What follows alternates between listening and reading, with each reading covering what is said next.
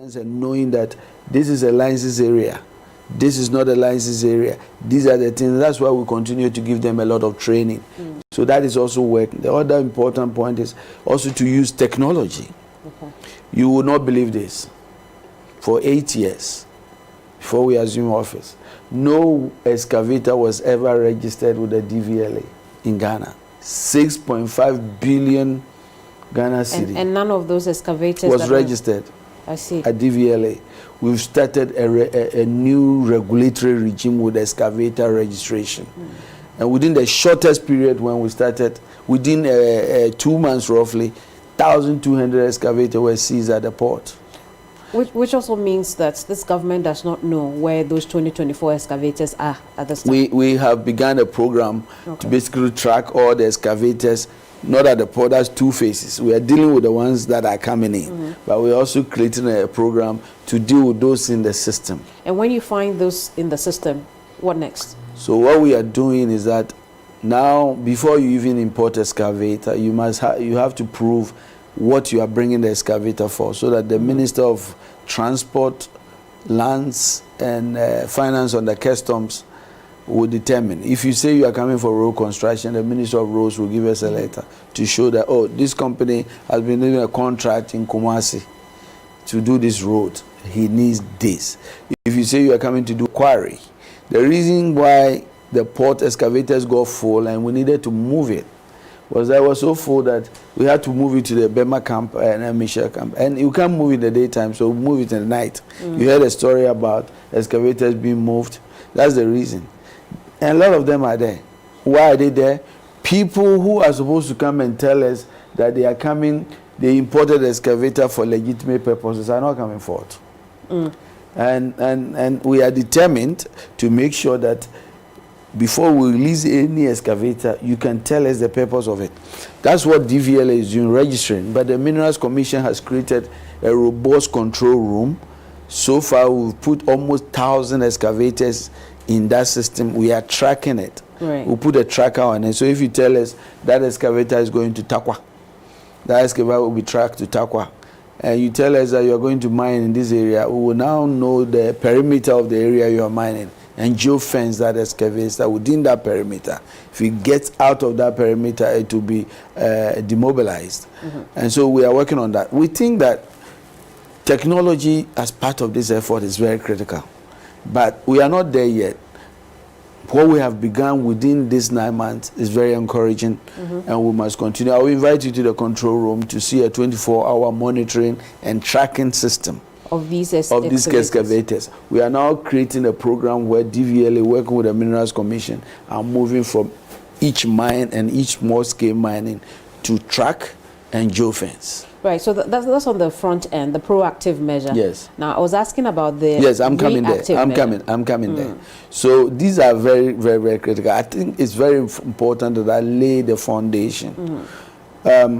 We have to also reform the laws, and I think I've talked a lot about all of that also. But more importantly, when you ask the question about law enforcement, you saw what we did with the LI 2462. We thought that what was so important in it was to basically take out the president's power to authorize mining. But it was obviously the demand that this is not enough, that should go. And it's understandable. And as a listening government, I can tell you that the Attorney General, working with us closely, have prepared a new LI 2504 will be completely 2501 sorry. 01 will be repealed when Parliament. So 2501 will completely repeal 2462. Completely. I see. I mean, the 2462 was amended. You understand?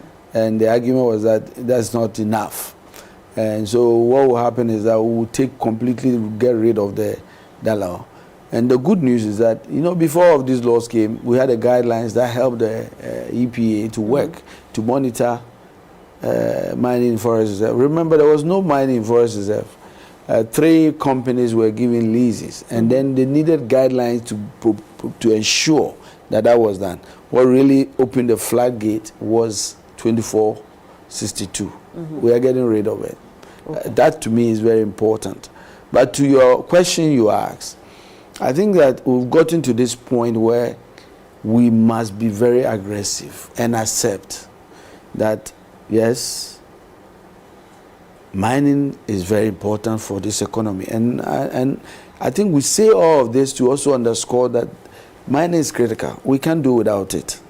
But all this government is saying, all the president is saying is that we must get to the place where every Ghanaian understand that if we want to mine, you must mine responsibly and sustainably. That is not negotiable. And that is what we are working towards. And so we are saying that nobody gives licenses for anybody to go into a river body to mine. It's illegal. So, you know, if you go across Ankobra and the Pra, people are doing illegal mining left, right, and they are taking water out and pumping poison in it. What we are saying is that this past approach of bringing the soldiers, driving them out, and then when they leave, they come back, it's over. We have begun the process of training. You asked me in the last 2 weeks, what have you done? When we did the announcement, yes, we needed to properly train the troops. The initial 400 has completely been trained. The recce's have been done. The regions and the critical zones have been identified, and we are now beginning the process of the logistics. Yesterday, to deploy them. Yesterday, we got delivery of a lot of vehicles that they need, motorbikes that they need, all of these places. To basically permit, we have just secured, thanks to the effort, the support of the Ministry of Finance, some tents that will be used. And so we believe that we are going to deploy them permanently, and I think those processes are on course. This is the commitment of this government in this fight against illegal mining. But as I said, this ministry is more of a coordinating ministry when it comes to the fight against illegal mining. Every Ghanaian is involved. Every ministry agency is part of it. For example, the Ministry of Local Government is in charge of working closely with the MMDCs. We are working closely with them and trying to create KPIs for the DCs and MCs and getting chiefs who are also critical.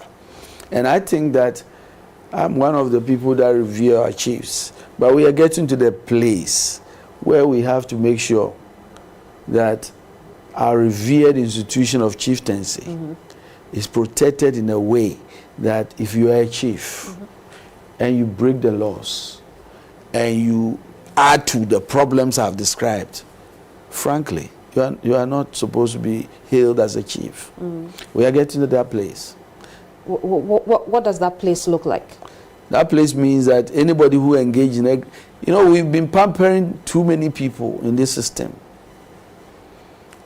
I'm talking about a crisis that is going to kill all of us.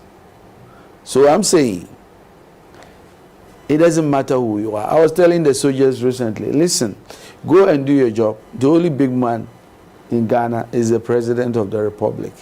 And he has given you the full authority with the political will to go and fight.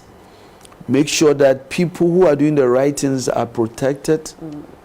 But people who are determined to destroy us are made to pay the price. It's clear and simple. And that should include the chiefs? It includes the chief. It should include any political actor, period. Anybody. There can be no big man when it comes to this fight against illegal mining. We must arrest them, shame everybody, anywhere. Let's run it back a few steps, right? When you say that soon you will deploy the security people in these now classified security zones, in your estimation, when will that be? Oh, it's already happening. I mean, we already have a team right now in the Ankobra area. What they are doing is that they are the preparatory team working on the logistics there. I talked about tents. There has to be some clearing, you know, in some of those areas to set up the system. So they are doing all of that. But we see, we as this is going on, we can't start the deployment. So we'll see other teams. We've already, the National Anti-Galamsey have identified 7 regions for the start. in these 7 regions, and I've identified critical, notorious areas that we must attack first to make sure. Remember when I was talking to you earlier, I talked about 9 forest reserves that were completely red, which means that thugs have taken it over. We couldn't even enter.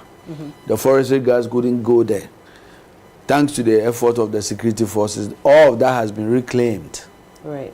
And now what we need to do is to keep it and hold it and send a message clearly to these armed groups who continue to try to make incursions that we are not going away this time.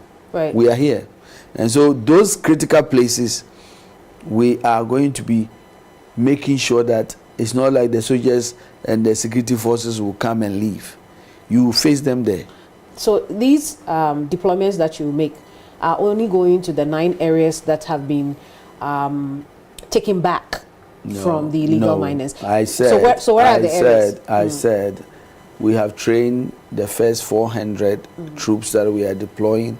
We have places in the country right now. And when I was talking about the example of the forest reserve, we have 288 forest reserves. Some of them are in green zone. We don't have too much problems with them right now.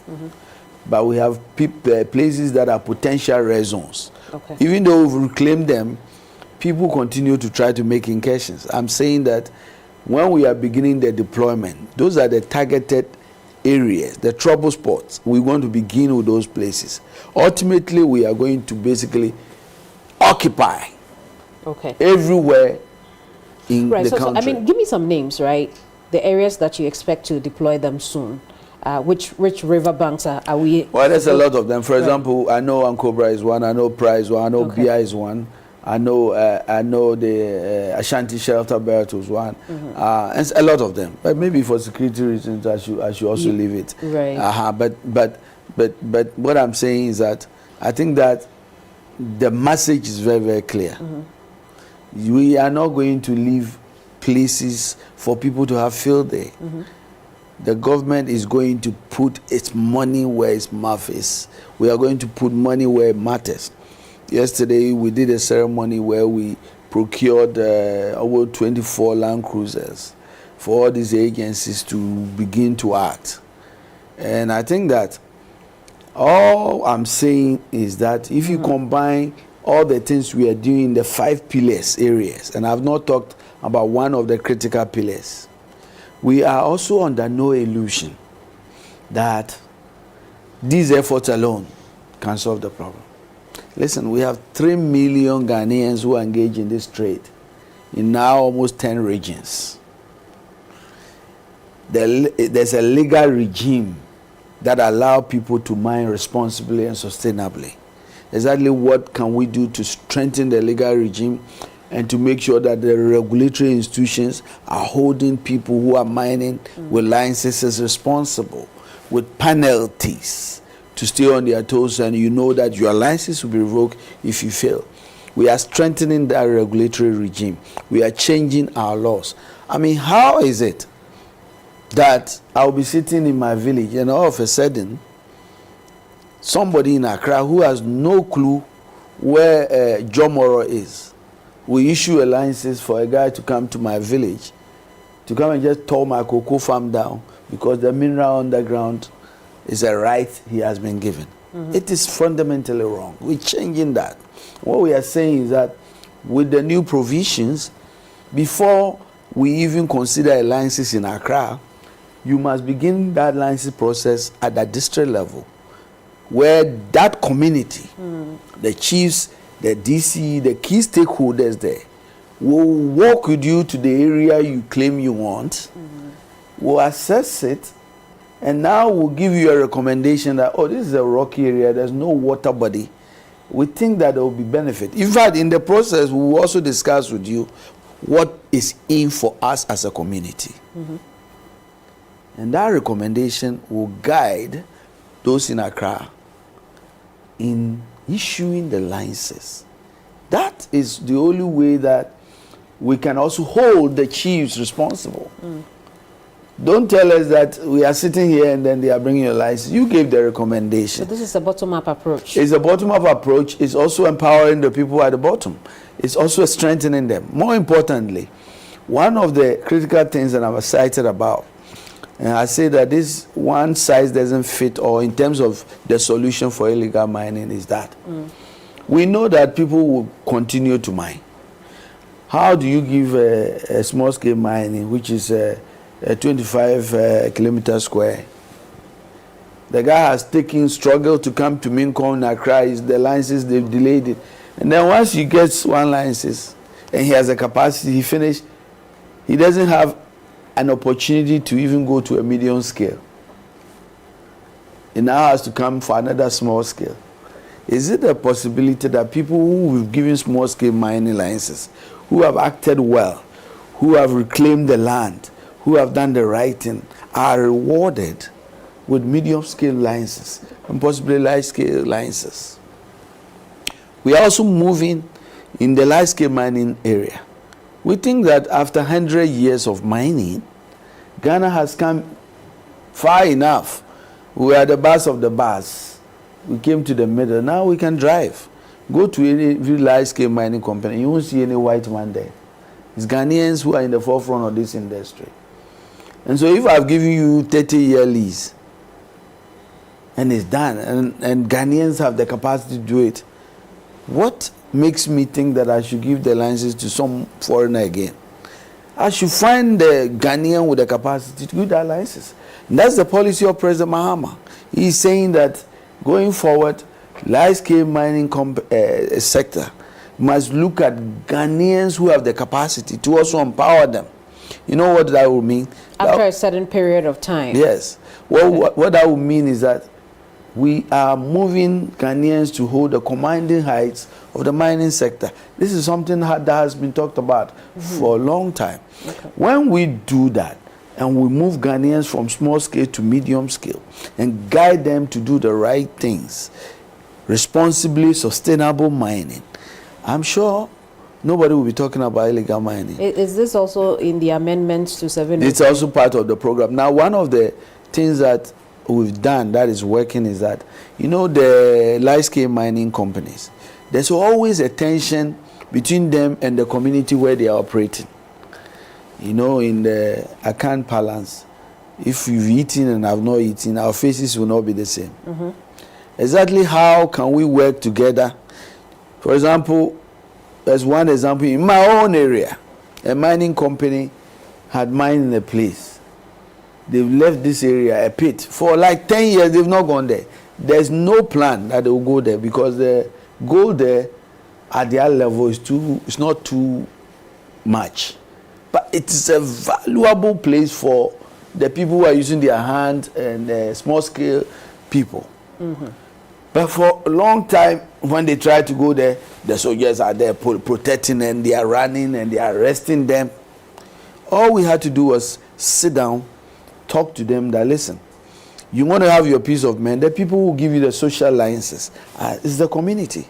Right. So we have so far been able to work with large-scale mining companies who have given up a lot of the places for the community. And what we are doing is that, and the argument I made was simple. You know, every university has a primary school. The university's interest is to nurture them and bring them up to do the right things, to end up being the university and become graduates. Your job as a large-scale mining company is also to be interested in how people in this community will learn how to mine responsibly and sustainably using all the standards you have. Transfer those standards, show them the safety methods to be sure, how they can reclaim the land, how they can protect water bodies. These models that, and I'm very pleased that Damus, Newmont, even Goldfields and others have embraced it. So how many of such agreements exist? So far we have about 10 of them, but we will have more, I believe. This is the new way forward. And so this is when the president said we are resetting the country in my corner in the mining sector. These are the real practical things we are doing to change the system. And so when I say that we are going to win this fight, I don't say that because of the soldiers. I say that because if you ask me honestly, are we where we want to be? No. But the progress we've made in 9 months, are we proud of it? I bet we are. I see. Yes. But what does a win or success look like? So this is what a win looks like. What a win looks like is that all our pristine forest reserve will turn green. That will be driving along the country, and all our degraded lands that when we see it, oh Jesus, will all be reclaimed and planted, and there will be, greens will be coming up again. That our water bodies will be turning blue. That will be driving along and will be seeing the water again. The Ghana Water Company will not be talking about shutdowns. That will be seeing young men and women in communities well organized in cooperative mining, mining responsibly. That Ghanaians will be in the forefront of the mining industry, leading the way and making sure that these final resources that we've been blessed with is not going to be a curse but a blessing. Right. Seeing where you want to get to and your progress so far, what are the benchmarks and timelines associated with this journey? I've already laid some of them. For example, I'm reforming the mining sector by laws, by the way they work there, by making sure that the systems there are changed, the licensing process are changed. By next year, 2026, all of that will be completed. Okay. We are embarking on winning the heart and soul of every Ghanaian, a critical pillar. I believe, yesterday, I had a chief and his entourage drive all the way from Achim. I wish I can mention his name. And they came with their message. He says, Minister, I've been listening to you, I've been following you. We are convinced that what you are doing, we have to support you. This is the heart and soul of every Ghanaian one. Can you imagine that a chief decides in his town that, guys, all of you come. From now on, I'm leading the champion. If you engage in illegal mining, you are gone. If you are a chief, you are my sub-chief, because we are going to engage in cooperative mining. I'm bringing, the minister is getting as a team, the large-scale mining company are coming to train all of you. We are going to make sure that when we are doing mining, we'll be given a license to do it well. So you have the buy-in? I'm beginning to have the buy-in. You are beginning to have the buy-in? I'm beginning to have the buy-in. Okay. In the meantime, we have the stick there. So there are some recalcitrant people who think that they can take the law in their hands. We must also be hitting them so hard they won't think about it again. What do you say to people who say that the permanent deployment to these security zones is because we do not have the resources to do that? We do not have the resources? The resources, we don't have the money to be able to... deploy permanently? To these now classified security We shouldn't be spending the money to do that. That's why I'm saying that these are all stopgap measures. So money isn't a problem for the fight against galamsey? Oh, money is a real problem. Okay. Trust me. I've been telling the world, I've been corporate Ghana to come. For example, the whole Ghana budget cannot help reclaim 7,500 football fields. The last time I was checking, that's probably $10 billion. It's impossible. That's how expensive it is. That's correct. Do you know how much it will cost us to even, treat some of these water bodies that we are damaging? That is why the critical priorities is to make sure that every Ghanaian who is engaged in destroying and polluting our water understands that this is really criminal.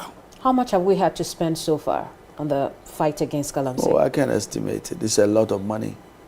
But, if you look at the hole we are in, and the struggle we are having, we would rather have our money educating so much of our young people than intentionally destroying our forest that has been kept. Do you know what the forest means? The forest is where 80% of the water systems come. The forest is the reason we have life. And so when people decide to basically destroy our forests, think about it. it's like they have taken a knife to basically kill you.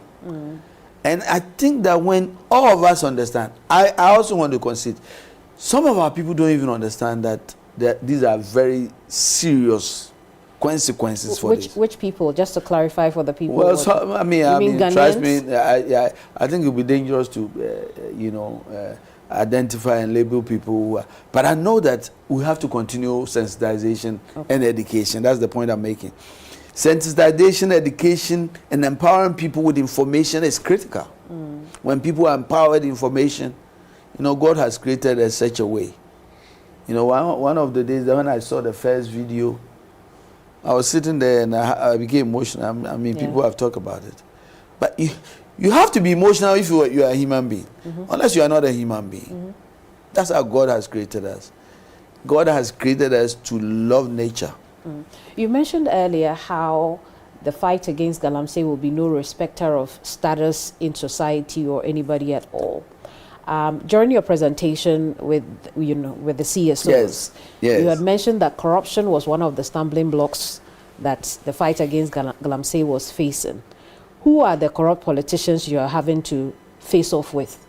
Well, I think that it is very well known that this canker that is eating us up as a country is being festering because people who have a lot of money, people who are well connected, are always trying to use the system, including politicians. But this is the difference. I've said that the difference between the last 8 years and now is because, listen, I am the Minister for Lands and Natural Resources that have been appointed by President Mahama. And I'm telling you, it is criminal. And I'm telling the Attorney General, and I'm telling everybody, because that's what the President keep telling me. Go and do the work, and don't be afraid of anybody. I'm translating that message to everybody in the chain, that the stakes for our country's survival is not going to be compromised by anybody. So this is the political will that is driving this effort. And I'm saying that we are committed to it. We are committed to it across every barrier. And that is what gives me and the people who are working for us confidence. You must show leadership. You must show commitment. We must show the political will to fight this illegal mining. And as far as I'm concerned, we have that political will in the leadership that is being provided by President John Mahama. Are there people in this government who are making your work difficult? There have been allegations made, but I'm very happy that we were very swift in undertaking investigations. When allegations are made, you have to make sure that they are investigated. That's why, for example, if allegations are made against, say, Wontome, you don't just go there. You take your time. You investigate. It took almost 5 months to investigate, for example, the findings on Akunta, for example. And so those allegations are made across board. And every time we find allegations, we will report it. And we will make sure they investigate. It doesn't matter who you are. What has happened with the allegations that were made against the Awoin MP, who's a member of your party? I believe that is a matter that is under investigation. I think where I sit, we do our job and I let others to do their job. I've said, for example, the Ministry of Interior has a lot of role to play working with us in the prosecution and investigation. I said the Attorney General and the judiciary. I am very excited about the Attorney General's effort, working closely. For example, the Attorney General brought a new bill to Cabinet, a new tribunal bill. That tribunal bill is heading straight to Parliament. And as part of that tribunal bill, it gives the flexibility for the Attorney General working with the Chief Justice to come up with strategic courts that are relevant to the issues of the day. And so, for example, I am very sure that when it passed, a tribunal dedicated to prosecuting illegal mining is easily going to be established. That is very fundamental, because we don't want that to be mixed up in that long chain. We must be swift. We must be clear that people who are engaged in that are being punished, so that we don't have the record that we had before, where out of the so many people, only 4% were basically prosecuted. We want to have a different number. But I can tell you, I think that all these institutions, I talk about my collaboration with the Ministry of Transport and DVLA and excavators. We are going to continue with that. We just identified, I just had a meeting with the National Petroleum Authority. We are going to come out with something else there. We are going to find out everything that we have to do to stop this. For example, there are people who are sending empty drums to fuel stations to buy fuel. Where are they taking them to? They are taking them to go and do illegal mining. So we have identified it. And the MPAs, who is the regulator there, is soon going to come up with a program that says that you want to buy fuel?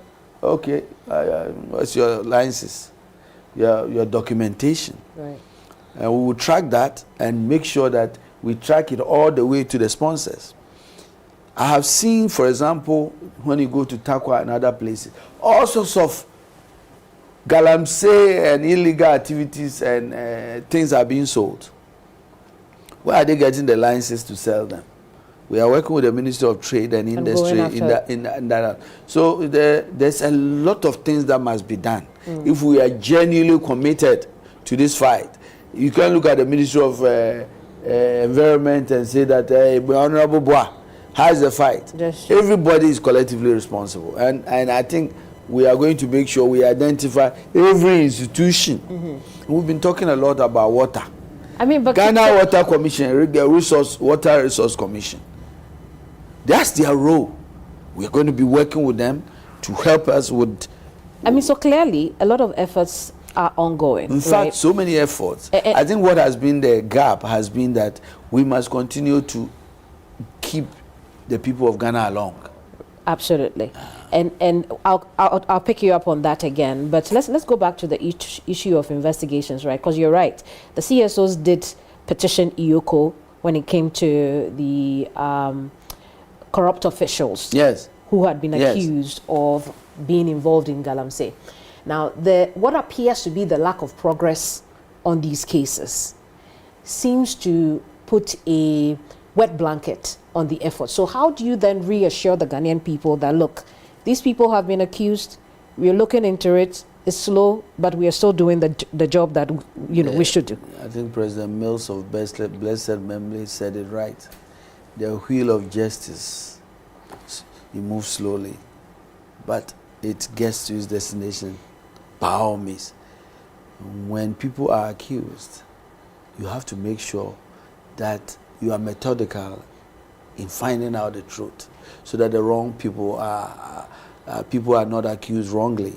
That is so fundamental to our constitution. But have you had any progress reports on that? The investigation petition is ongoing, and I've been told that they are still. In fact, the Attorney General and IOCO are on top of all these matters, and I have confidence in what they are doing and their professionalism. What do you say to people who will tell you that because the accusations against members of the NDC, you are not swift in looking into that? That is the impression it creates. This is the difference. When did it ever happen? In the first year of any government. It's not anybody who brought those allegations. It's the NDC. And it was announced by the NDC. So why would we do that in the first place? Because we are very interested in making sure we keep our word. You see, the people of Ghana have given us a mandate with a trust. And we don't take that for granted. And that trust is that we must continue to keep our word. The reason why the president, someone has to say, enough, go repeal that, is because he knows that the people of Ghana has given us our trust. And that trust is to make sure that we are very honest with them when we say we are going to do things. I see. And we are going to do that. Indeed. And the NDC was very, very, unhappy while in a position about how the then NPP government had run, events in this country, particularly to do with the Frimpong Manso report. Have you looked at it? Have you taken action since you took office? We have. That's the reason, for example, why we have undertaken the huge review of the small-scale mining licenses. That's the reason why we are undertaking a review of the large-scale mining licenses. Because one of the things that was said was that, it was only people who were politically connected that were being given licenses. And the record is very clear. Right. That's one of the reasons why we are not rushing to give mining leases in Forest Reserve. I have not given one as a minister, because those are important. Why have you not gone after some of the names that were mentioned in that report? Do you know whether they are under investigation? You can tell me now. Are they under investigation? A lot of investigations are going on. And let me tell you, the Attorney General, I'm not the Attorney General, I'm not the investigative authority, but I know there's so much investigation going on. And some of the allegations that are made must be tested by real ground investigation. And I have confidence in the integrity and commitment of the Attorney General and the team there. So you're telling the Ghanaian people today that you're looking into the Professor Frimpong Manso report and are investigating the names that popped up? This government is committed to making sure that everything that was done wrong. That's not the same thing. But I have to say it, because it's not only the Frimpong Manso report. We have a lot of allegation in the oral report that has been said. I'm just simply saying we are committed to making sure that these investigation authorities, we are coming, very soon you will be hearing a lot from the Minister of Finance, and I'm sure you jump in your chair and collapse. There's so much going on. I see. Let's look at the water, because one of the things we learned from that engagement with the CSOs is that it's not about how brown the water is, really the poisonous metals or chemicals in it. Yes. What's the plan to ensure that really those chemicals do not even make their way in the country? What's the solution to that problem? It's a very daunting problem. That is why I'm shouting the height of my voice to make sure we don't pollute and damage these rivers with these pollutants in the first place, because it is really very dangerous and difficult to treat. Having said that, we are where we are, and I am very happy about the steps being taken by the Environmental Protection Agency, working with the Ghana Resource Commission to identify technologies and a lot of things to do. We are also working, some of the initiatives that I talked about earlier. One of them was the Blue Water Initiative. Right. That Blue Water Initiative is in about three parts. One is working with the Water Resource Commission and experts to identify the technology that will help us to deal and treat. I'm trying not to use chemicalization before some lecturers come and say they're politically wrong. Yeah. But how do we deal with these chemicals? Is a critical piece of it. There's a lot of experiment that has been done. We brought people who have done some work on it, but it also translates into a lot of money. Very expensive. I must be very frank. We also have some low-hanging fruit when it comes to these areas. That's one of the reasons why we have established what we call the Blue Water Guards. Now, when we initiated it, people were like, these Blue Water Guards are one of the best things that has happened to this country. Really? To think about it, 1,000 young people who have been trained in the spirit of the young pioneer. They believe that in that small community along that river body where they've been recruited, they are the guys who have been given the charge to talk to their colleagues, young people in the town, to educate them that, listen guys, we can't pollute the water. It is our life. They are doing that so superbly. And because of that, so many of their colleagues now believe that it is dangerous to pollute water. They are also championing as first responders and intelligence officers, informing security agencies that people are here with Shamfar machines. Which areas have you recorded that success? A lot of the regions are where they've gone. In Savannah, in Western North and Western region. I think you have to see some of the exciting videos of the Blue Water Guard. I think I'll let them stop and you'll see the work they are doing. So they are not only acting as champions in educating people in the riverine communities, they are intelligent officers, and they are also coordinators working with the NIMOS and security officers.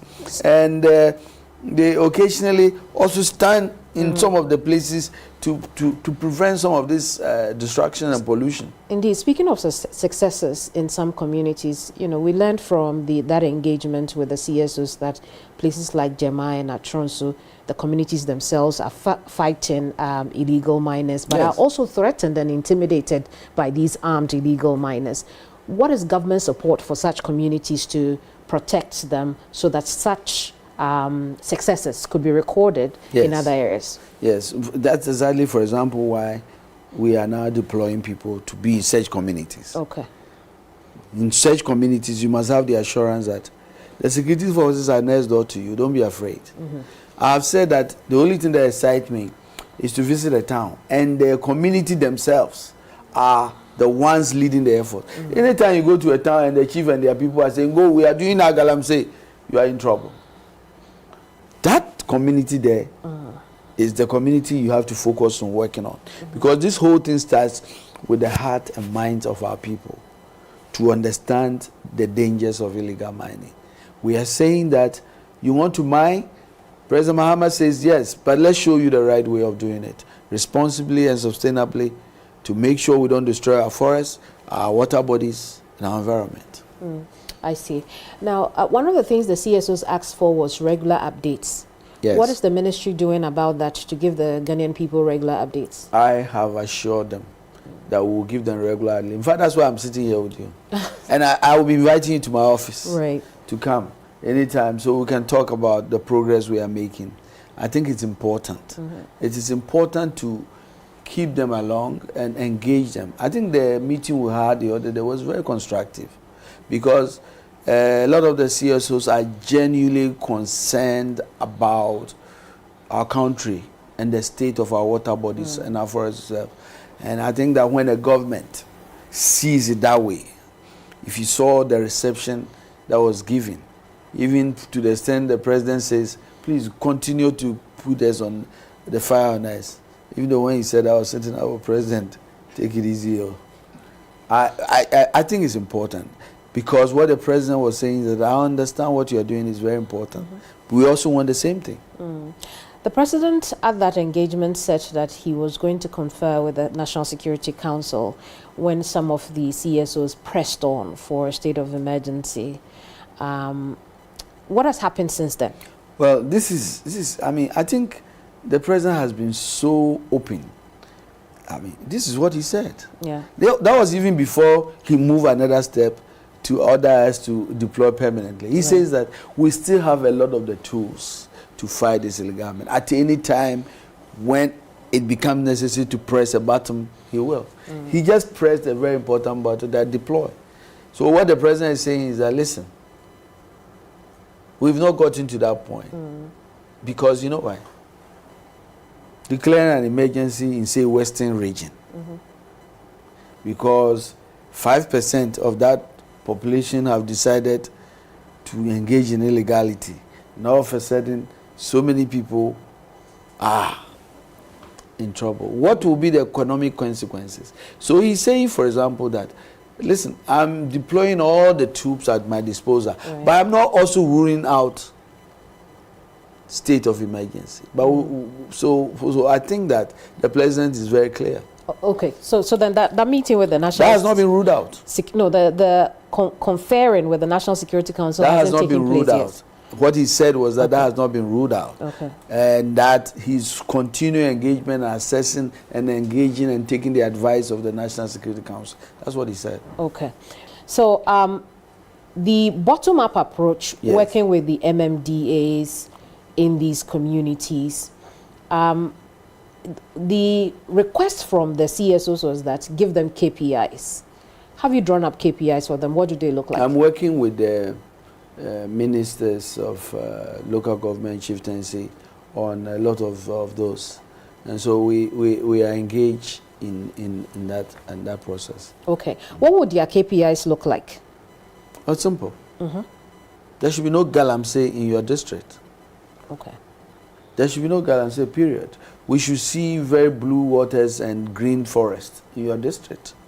We should see sustainable mining practices in your district. If you are not able to do this, what would you think would have been the most important obstacle that stopped you from achieving your success? God willing, we will be victorious. I am very definite. I'm so confident. I wake up so fired up every morning. You know, I feel like this is probably a job that I have been given, that I have to do it. I owe it. I owe it to my God and this country that we win this fight. Very well. All the best. Yes. We've just been talking to the Lands and Natural Resources Minister, Emmanuel Amakofibua. He's been detailing some of the questions that you may have. This is Hot Issues. If you missed it, there's a playback on YouTube and all our social media handles. I'm Keminni Amanor. Bye-bye.